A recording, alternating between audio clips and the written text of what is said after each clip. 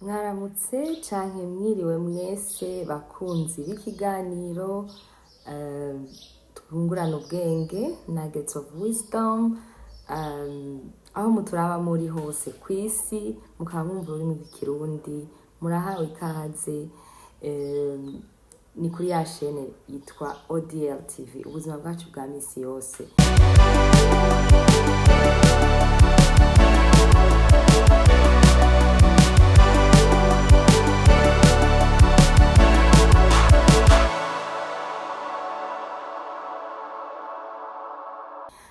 Murazi ko ngaha muhaza kugira ngo tuganire ibintu n'ibindi, ivyo tubona mu kibano, ivyo tubona muri societe tubayemwo, kugira ngo twigishanye, duhanurane, hama turabe ko twohindura ingendo rimwe rimwe iyo bishobotse. Yego nicishe nibereyeho. Ndabaramukije, nitwa Dalila Nimpagaritse, ngira ngo benshi muramaze kumenya. Yego uno munsi ikiganiro c'uno munsi reka tuganire ku bintu 12 biri tubona mu bantu cane cane mu gihugu wacu c'u Burundi.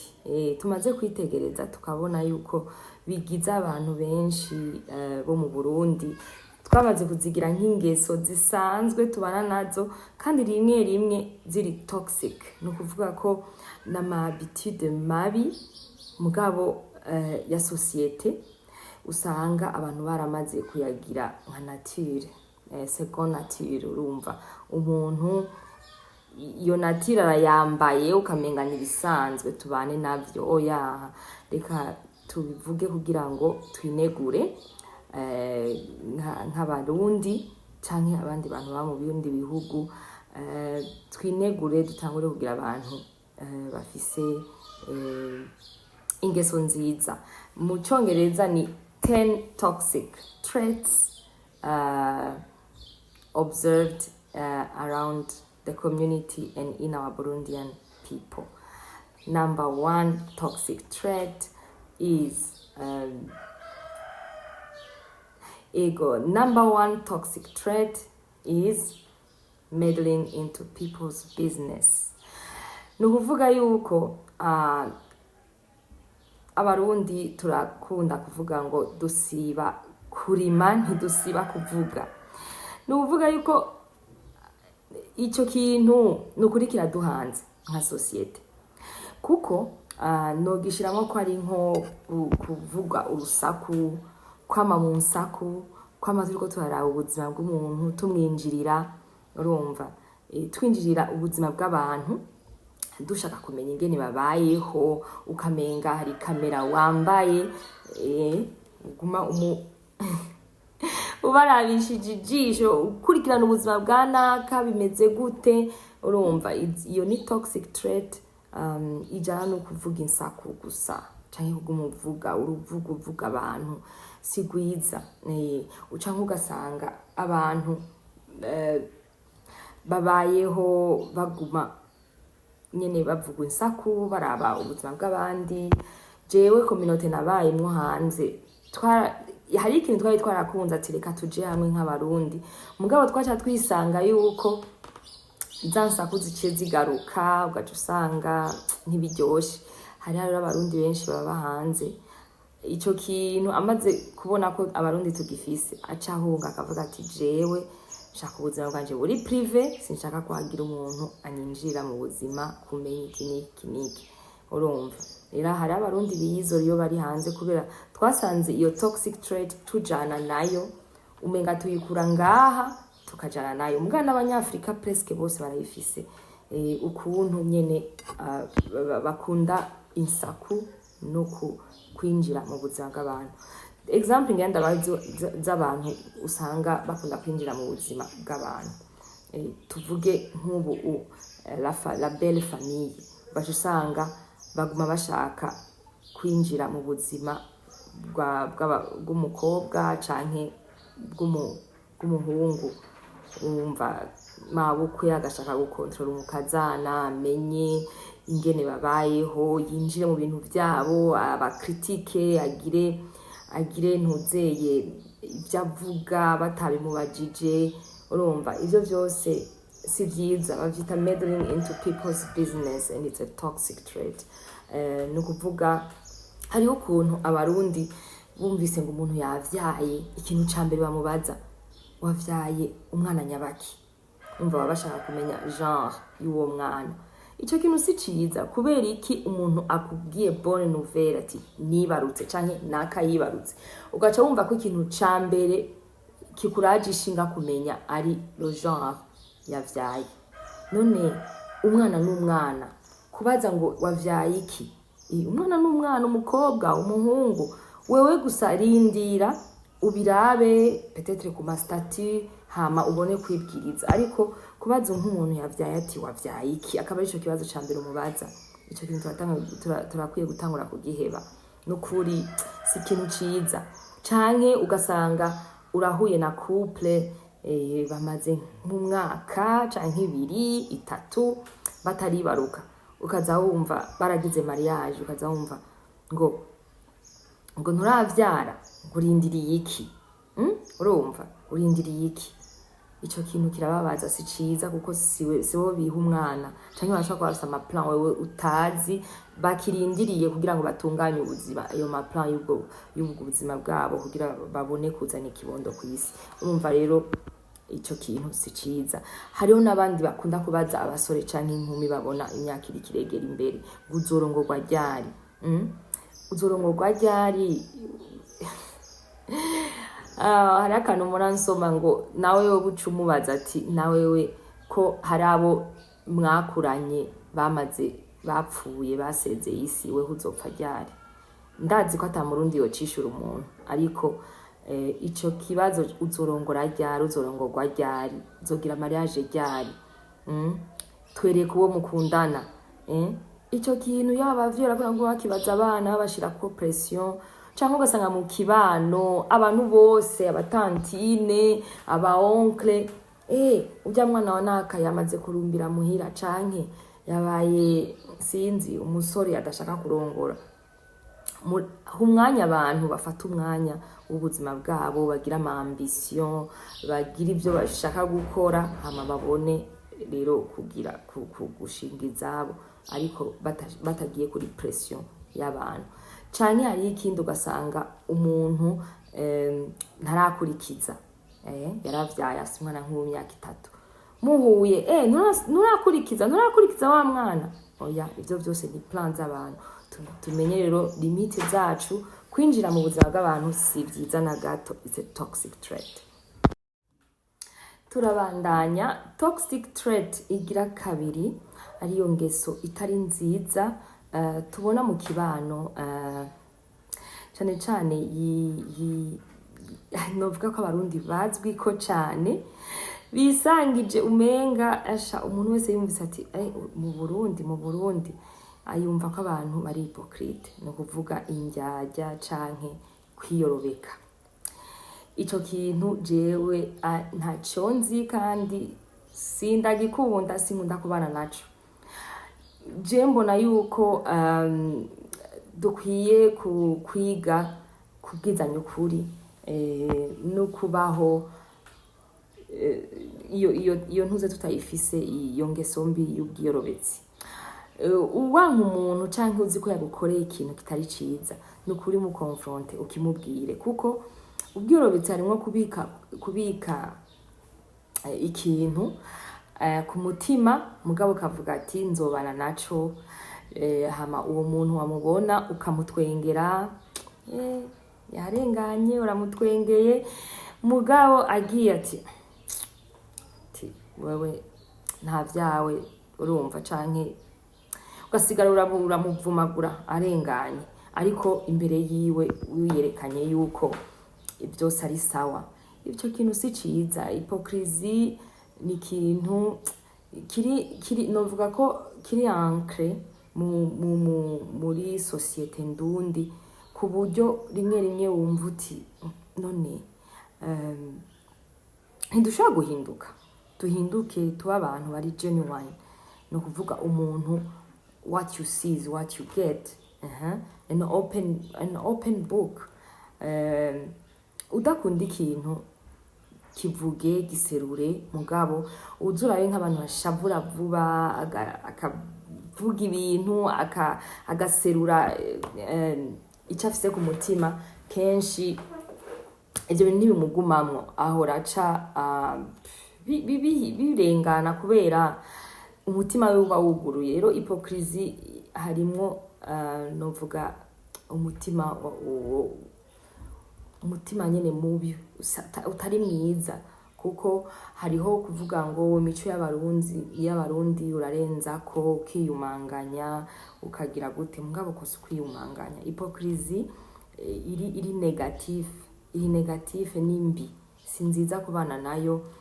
Il faut ko tuba clair muri intention zacu, mu migenderanire yacu. Umuntu akavuga ati uyu muntu wewe turahuza, ndagukunda, canke ça ne va pas, canke wankoreye iki kandi carambabaje, ukarondera opportunité nziza yo kukimubwira, kuko ndumva ego kublessanya si vyiza. Nivyo kublessa umuntu direct si vyiza, il faut kuraba minsi yose ukuntu bikora, hama abantu udashaka kwiyegereza canke to be surrounded with, you do away with them, ukabigiza inyuma, ukabibereka yuko mudahuza, hama abo muhuza nabo ugira umutima weze kuri bo, wuzuye, apana umutima ubika utuntu n'utundi muri wewe. Ikigira gatatu kitari ciza abarundi tubana naco kandi tukagikora cyane tukakinormaliza muri societe ni corruption. Corruption iri ku rundi rwego ngaha muri kino gihugu. Warabaye hanze urazi ko bagerageza kuba just and fair, no muvuga mu kudiringa n'ibintu, mu kuba honnête mu bintu bariko barakorana, atarinze gusaba pot de vin, mu gukora ibintu bitunganye bitumbereye, adaciye ku ruhande, ativye, atagize gute. Ariko corruption ngaha umengira mu mizi, ihera hasi mu mizi, kuwa wa muntu muto, akantu kose utegeza kumurabira.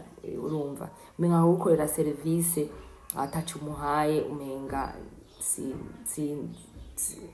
n'abantu bakeyi ubu basigaye bafise wa mutima ukuba juste, bamushize mu bintu, ntagire malversation des fonds, ntiyibe, ntabe corrompu, canke ngo ashobore kuba yorenganya umuntu kubera hari uwamufumbatishije ikiniki. Urumva corruption iri mu mitsi, iri ancré mu migenzo, kandi vraiment si ibintu byiza na gato. Ifo ko abarundi dutangura kubiheba, tukagira societe iri honnête, itari corrompu, kuko iyo corruption iratubuza byinshi ku rwego rw'imigenderanire ya business n'abanyamahanga n'ibihugu, kubera umaze kwambara iyo chapeau y'igihugu kiri très corrompu ku isi, ni chapeau mbi, kandi sinaza ko ari Burundi gusa, mugabo abarundi iyo toxic trait turakwiye kwiyambura, tugatangura tukaba abantu bakorera muri transparence, bakorera muri yego uko ibintu byagategerezwa kugenda. Ikigira kane rero, toxic trait igira kane, hariho novuga ko hari abantu batanguye kuza, nimba ari kubera rezo sociaux, nimba ari kubera iki, abantu benshi basigaye bafakinga ubuzima babayemo. I mean, fake it till you make it, niko rimwe bavuga ngo bandanya wemeza abantu yuko uri muna ari ku rundi rwego, sinza tunze cyane gushikaho peut-être uzobishikira. Ibyo bintu ngira ngo nukubera hariho iyo bita culture de consommation irenze, ni ukuvuga culture of consumerism. urumva turabona ibintu ku ma réseaux sociaux, tukabona amasitati y'abantu babayeho uku, basohokeye aha, bagize ama anniversaire. Umva nta muntu yerekana ikintu kibi, mind you, nta muntu yerekana ikintu kibi kuri réseaux sociaux, bose berekana ibintu biri byiza bisayangana.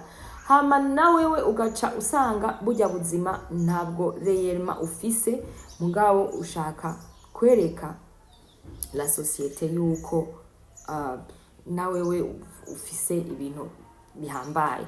Gutangura rero kubaho mu buzima aho uri kuremeza abantu amadeni, urumva utegereza kugira ku murindi w'abandi, wishira ko pression. Muri za Amerika na hehe mu bihugu biteye imbere abantu babayeho ku madeni, amadeni menshi cyane, kubera babigishije iyo culture ya consumerism, bagume bakonsoma au-delà de leur salaire ou bien de leur ayo binjiza. They live beyond their income. Si vyiza kubera birakudeprima la longue, ni bintu umva ubayeho fake life. Hazogera igihe abantu bakuvumbure, hama babone yuko ubwo buzima atari bwo rero ubayemo, ari ibintu udendekeranya kugira ngo werekane ko nawe urumva atacubaye. Baho mu buzima bw'iwawe buri simple, wereke singombwa no kwabwerekana, wewe ube fulfilled, contented, ube novuga ko ufise self assurance ko ubayeho ubuzima ushoboye kwa affording, ushoboye ubuzima ushoboye ubuzima bujanye n'uburyo bwawe ubayemwo. Urumva ntuje gupanga amazu yazimbye kugira werekana abantu, hama ejo nejo bundi baze bagute hanze. Umva ni uzomara amashuri azimbye ngo kubera ngo abana banakabigaha. Urumva ivyo kandi biva muri ya culture y'ukuguma twikompara. Urumva iyo ushaka kuba ku impressiona abantu, uguma wikompara n'abandi, ugaca usanga rero à la fin uri wamaze kurenga iyo ntuzeye iyo attitude mbi, toxic trait ya living fake life, irakumereye nabi, uradeprimye. Benshi iburaya baradeprima no kubera aya madeni. Ego twebwe ofuma ntitubaye muri societe canke ntuzeye systeme igume kubwira ati fata ikiniki kuri credit card gira gutya. Twebwe ofuma gato kubera tukibiriho ibintu mu Burundi cash, ivyo dushoboye byinshi ni cash. Nimba ari umuduga wawe ni cash, nimba ari parcelle yawe peut-être urashobora gufata home loan canke muri banki, mugabo kameme baho mu buryo ushoboye kwa affordinga. Iyo yari toxic trait ya kane. Toxic trait ikurikira tugira tuganireko ni ikintu tubona mu bantu bakunda cyane kuvuga ivy'Imana, bakunda kwirirwa ku masengero, amaverse biblique umwanya wose ku mastati. Urumva ugasanga Imana bayamiza mu kanwa, bayamiza mu kanwa nk'ukumenga barazinanye n'Imana kuruta uko abandi bose bayizi. Mugabo ugasanga indani mu mitima yabo bagendana inzigo, ishari n'ububegito bwinshi, ingeso mbi. Urumva ni ukuvuga ko twarafanze gufata umuco wo kwinyegeza mu bintu vy'Imana, tukavuga ngo jewe urumva ukama mu isengero, jewe mu rusengero mfise ibikorwa bidasanzwe. Ego umva abarundi turakunda kwinyegeza inyuma ya Bibiliya no rusengero. no kuguma tuvuga Imana. Nyimba uvuga Imana nivyerekane mu bikorwa, kuko bavuga ngo bazotwamura ko ivyamwa vyiza kandi bazotumenya baturavye mu bikorwa. Ni ukuvuga rero toxic trait mbi, iyo ngeso mbi yo kwihisha inyuma y'ivy'Imana, ugira abandi werekana ko wewe ari wewe uri kizigenza, ari usenga cane, ukabashira hasi, ukabakritika, ukibaza ko batazi Imana. Ivyo bintu tubihebe kubera si vyiza. Urashobora kwirirwa muri eglise, ivy'urushengero ukabishira imbere, ngaho ugasanga umuryango wawe warawunegrije. None nk'ivyo bimaze iki? Nta na kimwe bimaze. Ni ukuvuga ko kunegrija aspect nyinshi z'ubundi buzima busanzwe, mwitwarariko mu muryango ukawushira ku ruhande kubera eglise canke ivy'Imana. Ibi bintu twese twemera bikagutandukanya n'umuryango, si vyiza kuko ego twese turemera Imana, mugabo tureke tubigendereza imbere nkaho umenga ifoko twisuzuma. Ego apana, hariho umuntu yavuze ati iyo uri mu masengesho ja mu cumba cawe hariya hiherereye, si mpaka usemerere. Nico gituma tubona amasengero, novuga amasengero mu kibano yabaye menshi kubera bazi yuko abantu nyene baca bahungirayo, canke ugasanga abantu nyene ibintu vy'Imana ni kuri muri Afrika hoho biragisibije. Kubera je nama nibaza none rero manyimba amazina yacu ari centre ku Mana menshi, Amana Himana, Hakizimana, ivyinshi urabaza amazina y'abarundi ko ari centre ku Mana, mugabo ugasanga nitwe bantu twicanye, habaye ingwano nyinshi muri bino bihugu kandi tuvuga ngo turazi Imana. None ivyo bintu vyagenze gute? Ifo ko dutangura rero kumenya Imana nyavyo, ahubwo tukabigira mu ngendo, apana mu mvugo gusa. Bive mu mvugo kuvuga ngo urakunda Imana, mugabo waraboze indani mu mutima, utari umuntu mwiza na gato. Rero iyo yari toxic trait, nayo nyene umuntu araba mu bantu bamwe akayibona, akavuga ati Imana. Ego toxic trait yindi kurikira, nababwiye ko ari 12. Toxic trait igira indwi. Hariho abantu bakunda kugara, basha muri societe aronse ikintu ubwo nyene uca umuyoberwa aho wamubonye. Abantu baragara, ugasanga barihambaza cane, barihambaza subwibone kubera yavuye ahagashika akabona ko abandi badashoboye. Bavuga ngo Uwimana ngo ihaye yita sinzi nyene uwo mugani bawuvuga. Mugabo basha bantu mureke kugara, kuko uno musi uri kuragarako ejo nawe bishobora guhindukira ugasanga uwo nyene wariko uragarako uno musi ejo nawe niwashoboye kugufasha. Ibintu byo kugara rero si vyiza. Si vyiza ibintu bw'ubwibone, ugasanga umuntu avuga ngo we nyimba ukigendera muri bisi ntidushobora no kuba abagenzi canke ngo tugire hamwe. Ugasanga nyene umuntu umusavye ikintu canke uciye bugufi kugira ngo akumvirize, mugabo arakugaye ko arakweretse ko ari umutegetsi, arakwimye ibyo wasaba, arakwimye rendez-vous kugira nyine akwemeze yuko ari hejuru yawe rwose atanaho muhuriye. Ibyo bintu byo kwihambaza rero, kubera ijya ngazi waciye ko uduga, umenye yuko umunsi wayimanutse gutya ba bantu muzosubira muhure kandi bizokumaramaza kuko wari warabikomporse ko nabi. Ego iyo yari toxic trait yindwi. Iyo 8 hariho kwibana amayide. Je novuga ko abarundi, sosiyete y'abarundi turakunda kopie kole.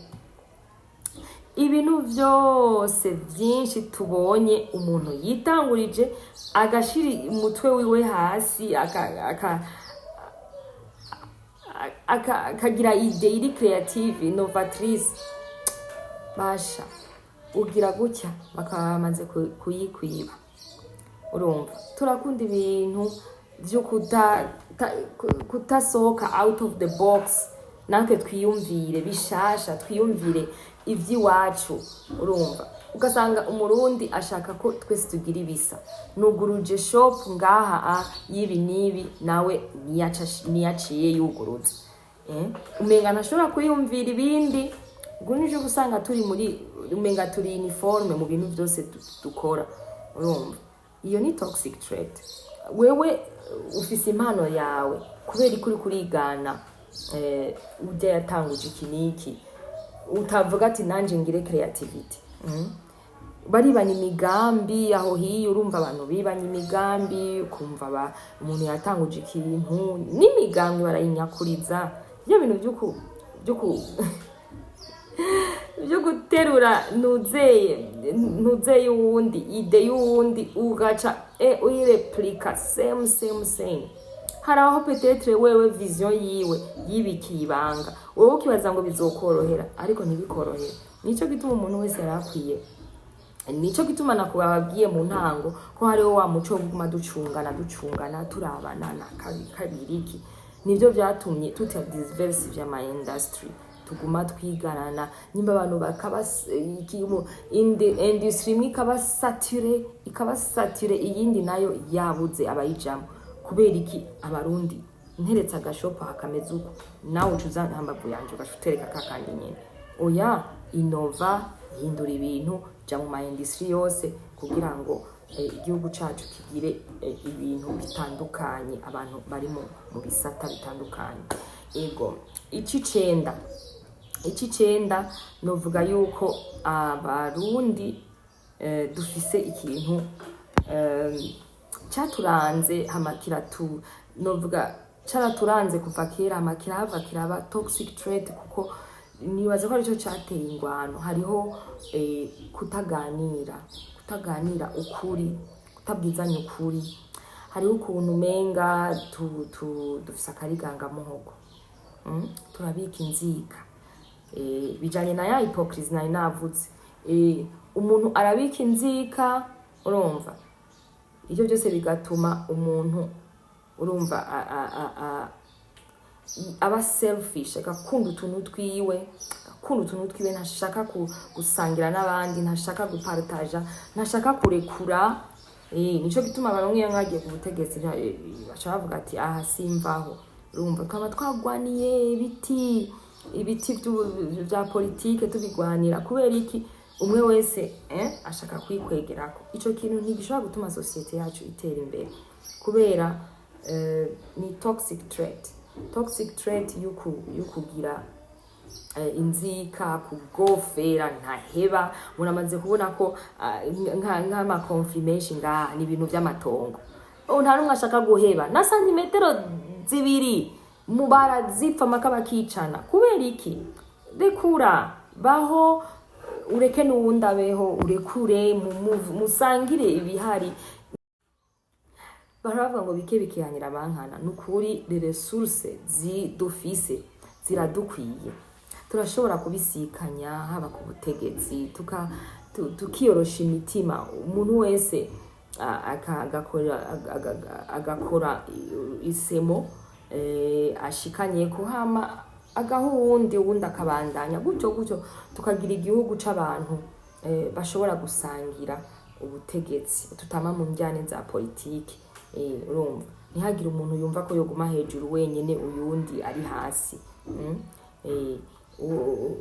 Ibyo rero byo kudasangira, ugasanga ubwigunge, kwigungirana ibintu, kwirundarundako wenyene, ibyo bintu tubihebe n'ukuri, tubihebe, dutangure duhane chance novuga zingana ekite muri societe, abo mubona bataronse chance nabo bazironke, tugira amahigwe angana, hama abantu babeho bose, urumva. Yego, hariho ikindi rero kigira 10 citwa nepotisme ka mwana wa mama. Mu societe benshi muri Afrika nepotisme irahari. Nukuvuga yuko ugiye nk'ahantu uza wumva umenga wofata abantu bose biwanyu bari afiriye kuri wewe, haba abo mu miryango, ugatereka mu maposte amwamwe juste kubera ari wewe umaking izo decision, ko ari ufata izo decision zo kuhabashira. Mugasi vyiza kwikwegera kuronsa opportunité ugaca ushiramo n'abatabimerita, mugabo kubera mufise ico mupfana mufitaniye inyungu. Nepotisme si nziza. Hariho ikindi novuga ko kijanye na nepotisme, mugabo tukibona mu mabiro, ikintu bita bureaucracy, gufata ibintu tukabidadaza, ibintu les procédures simples zo mu mabiro administratif tukazigira ibintu byatari, nyine ni kwa kuri nababwira kwa kundi umuntu abashaka kwereka ko ubu narabaye umukuru, narabaye chef de zone, narabaye mustanteri, urumva ntegerezwa kugira kwera ikizo bureaucracy. Abantu nyimba bari mu ntuzeye public mu ma position bahawe n'abene gihugu kugira ngo abaserukire, mumva wewe witwa umusuku wabo ntucuja kubagarako, kandi gudadaza ibintu ugasanga ikintu cobaye simple,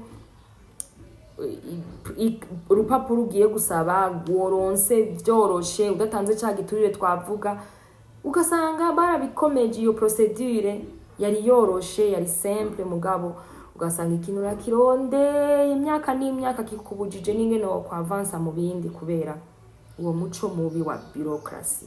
Nitugira ibintu les systèmes zo mu mabiro ziri simple, zo muri administration ziri simplifié, tuzidigitalize, izo bureaucracy zihave, kubera niwo wa muco kandi cyatugira w'abarundi bakunda kunama kubera iki umurundi wo hasi yacinyijwe, ikintu cyose abonye uwo hejuru abanza kumwunamira, kumufukamira, kumukomera amashi kugira nawe akironke. Urumva cha dusanga rero twama muri wa muco ugufukama, ukurinda gutanga igiturire, ko igiturire naho nakivuze saba gisaba gusa n'abagitanga kugira ibintu by'ama procedure y'abanyaruke nabo nyene si byiza ivyo byose. Rero bureaucracy n'umuco mubi. Ego, desordre mu bintu byose. Desordre, hariho amasosiyete usanga yari apanze ibintu, ugasanga ikintu cyose ukeneye first come first served, uwaje imbere ni wategerezwa kuronka service imbere yawe. Apana go amadosiye ngaha uwaje kubera muzinanye ya nepotisme na ya bureaucracy uciye umucisha imbere yabatonze amadosiye yawe yashitse kera ngo kubera yatanze canke kubera umuzi. Urumva, desordre si nziza, ikrea societe iri desordre, kuko ngo bavuga ngo uri ordone mu mutwe n'ivyo uri kurakora biratera imbere kuko uba babishizemo ordre. Imirongo mu mabanke, imirongo ahantu hose. Hariho nk'umuco nabonye muri South Africa wo kuha abantu the elderly people ibibanza by'imbere, abagore bari enceinte, natwege umugore yonsa tubishire mu mico yacu, umuco wo kwikunda. Ugasanga turawuhevye n'imiburibura, abantu benshi baratanguye kugira ordre. Urumva, ntitube muri chaos. Ikigira rero 12 ni ibintu vya manque de salubrité. Nukuri novuga ko mu Burundi ibintu by'isuku biracaturoka, isuku nyaryo, kuko hariho isuku ryo hejuru n'isuku ry'indani. Ikintu ca propriete, salubrité, isuku si ntitondifise cane. Novuga yuko bavuga ngo cleanliness is next to godliness. Nukuri uramaze kubona uriko urakorera ahantu hari ordonné, hari isuku, usanga yuko no mu mutwi wawe ibintu uriko urakora umva uri motive, winjiye ahantu kumva hari isuku, barahatunganyije neza. Isuku sima kugira ibintu byinshi, impuzu nyinshi, mugabo usanga abarundi baracambara impuzu zitameshe, usanga abarundi hariho bavuga ngo babuze isabuni, mugabo hariho na wa muco nyene wo kuba mu mwanda kandi ukawemera, ukaba mu nzu mu rupango guzuye ivyatsi, ushobora kubirima ukabikura. Isuku rike je sinzi ikintu kizohindura mentalite kugira umurundi agira isuku, vile yose isayangane nkuko tubona yandi mavire abantu batembereye hanze. Haraho vile ushikamo kumva n'umutima wawe uranezerewe kubera ubona isuku rero aho tubaye, isuku muri rusangi. Umurundi arata ibintu, nico gituma tubona aya amashashe ibipapuro mu mabarabara yose. Bijya bintu tuzobiheza ryari?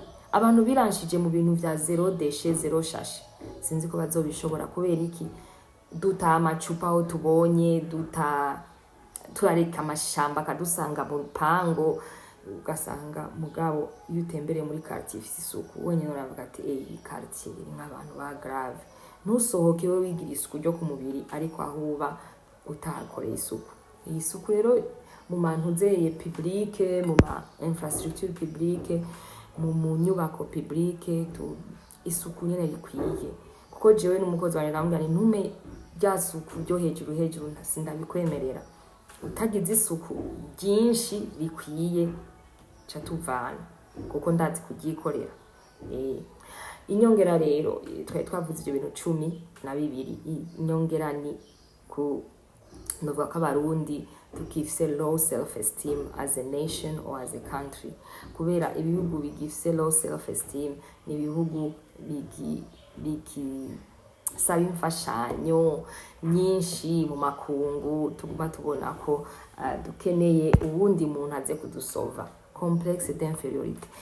Tuguma tubona ati turakeneye abagira neza. Iyo jambo jewe nakuze ndaryumva nkiri umwana ngo bagira neza bazanye ibi nibi ngana bahaye abantu ibi nibi.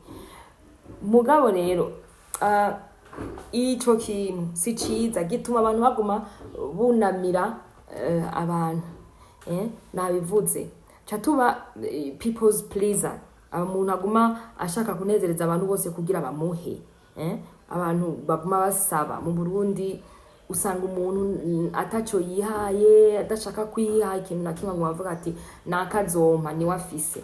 Tugatanga no kugira entitlement kubera wumva umenga uwo muntu he owes you something, umenga hari dena gufitiye ategeza kuguha. Uyagira pride in yourself, ukorera ivyiwawe, ubigiyasho yawe, siko giyasho yawe uruhe uri kuraya konsoma uvuga uti ikizina gihawe. Eko iki dukunda ibintu byo buntu. Pride as a nation, dukunda igihugu cacu, tukivuge neza, tube proud. Biratandukanye na kwa kugara n'ubwibone, biratandukanye. Pride ni kindi kintu, kuba patriotic, siko kuba patriotic, kuba proud birafasha kugira ngo nawe wishikana ahantu ata muntu urinze kugora.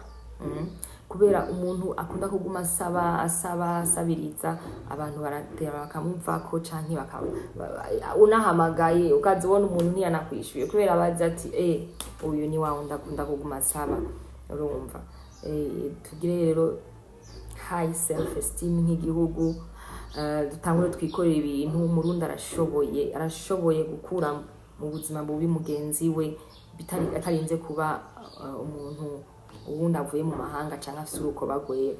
Kuko colonialisme yabaye kubera umunyafrika yumva novuga ko yacinyijwe agaca agira kwa kundi imisozi y'amagenda yunamye aca bugufi.